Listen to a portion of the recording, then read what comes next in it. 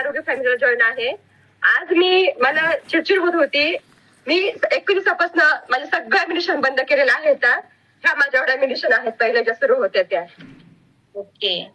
तर खूप छान मॅडम असंच बोलणार नाहीये, त्यांच्यामध्ये नक्कीच बदल झालेले आहेत. कुठेतरी त्रास त्यांनी सहन केलेला आहे, तेव्हा एवढ्या तळमळीनं ते आपल्याला या ठिकाणी त्यांचा अनुभव सांगण्यासाठी आवर्जून आलेले आहेत. आणि गॅप होता मॅडम. ओके.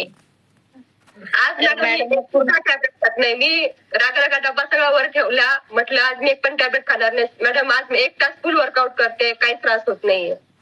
ओके.